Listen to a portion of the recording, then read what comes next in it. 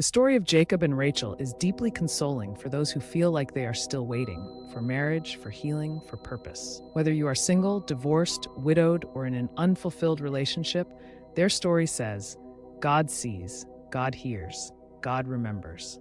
Jacob didn't get what he wanted when he wanted it. Rachel's deepest longing was delayed.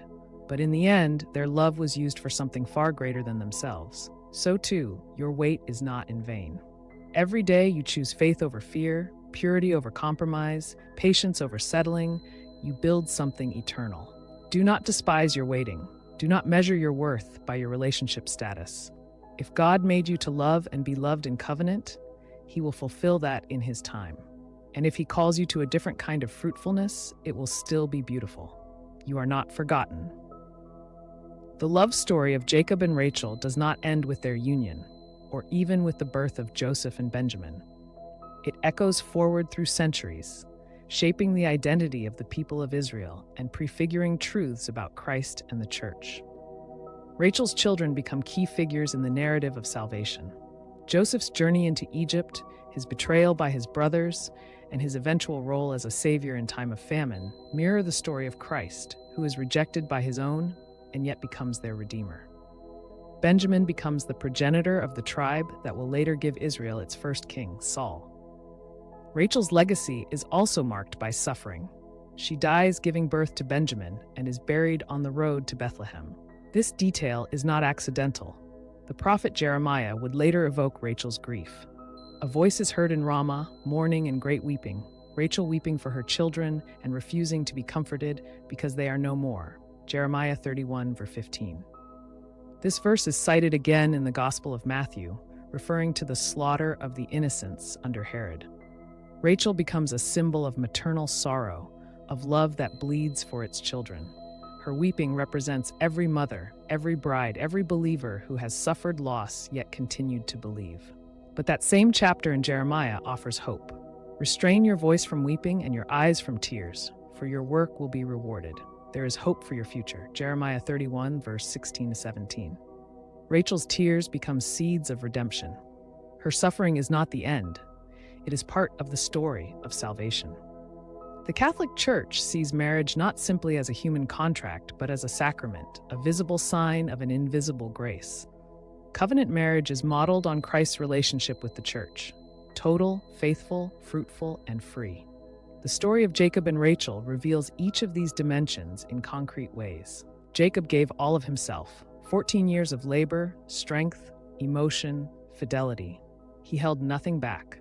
Despite betrayal and delay, he remained committed. Even when Rachel could not bear children, his love did not waver. Their union brought forth Joseph and Benjamin, children who shaped history. But even more, their spiritual fruitfulness continues through the church. Jacob was not coerced. His love was freely given, and his labor was offered willingly. For Catholics discerning marriage today, Jacob and Rachel's story offers a roadmap.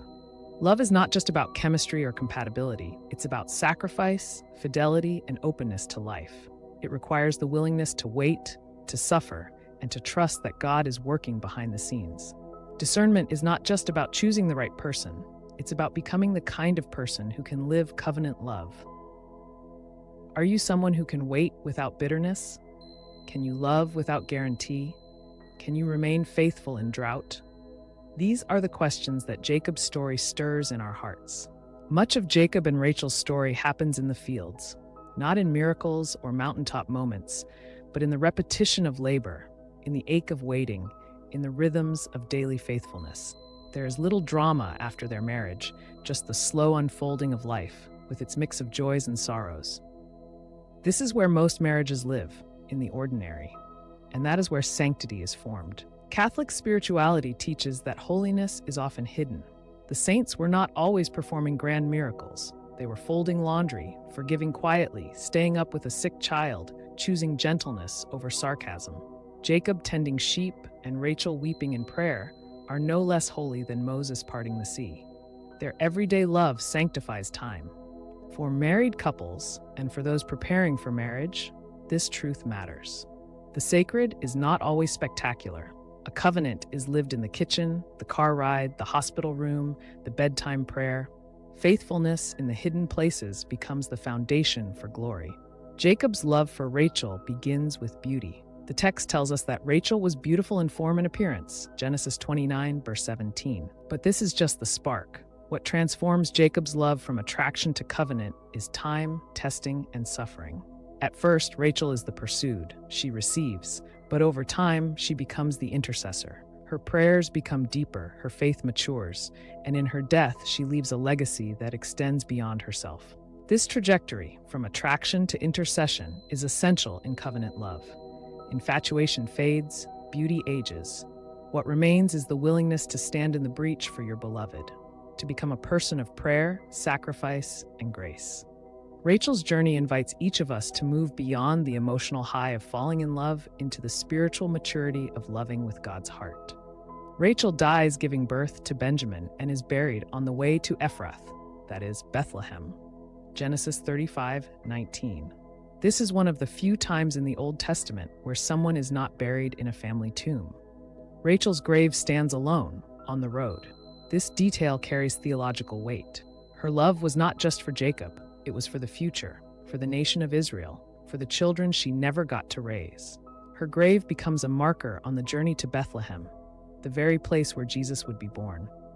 Her story, her suffering, becomes part of the geography of redemption. Sacrificial love always leaves a mark. It may not be seen in headlines or stained glass windows, but it is written into the lives of those who follow. Rachel's grave whispers to every weary soul traveling the road of obedience, "You are not alone. You are remembered. Your love is not forgotten." The story of Jacob and Rachel ultimately points us toward what every human heart desires: to be chosen, to be waited for, to be loved, not for usefulness or performance, but for who we are. Jacob saw Rachel and loved her before she bore him a single child. He waited, labored, and fought for her.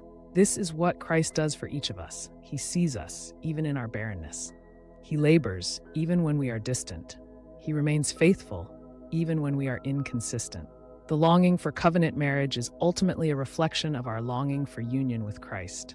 Rachel's story is not just the story of one woman.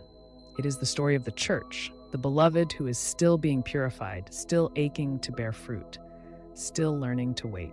And Jacob's story is not just one man, it is Christ, the bridegroom who works, weeps, and waits for his bride. Jacob and Rachel's story is not perfect. It includes deception, rivalry, barrenness, and death, but it is real. And in that reality, we find beauty. Not because the path was easy, but because love endured. In a culture of disposability, their story is an anchor. It calls us back to the long view, to a love that waits, that sacrifices, that binds itself in covenant. For those who are married, it offers renewal. For those waiting, it offers hope. For those who have been hurt, it offers healing. Covenant love is not always glamorous. It is often quiet, hidden, misunderstood. But it is the kind of love that lasts, the kind of love that sanctifies, the kind of love that reflects the very heart of God. So if you are waiting, wait well. If you are loving, love deeply. If you are wounded, trust again. The God who wrote Jacob and Rachel's story is still writing yours, and he writes in the language of covenant, in the ink of patience, with the hand of perfect love.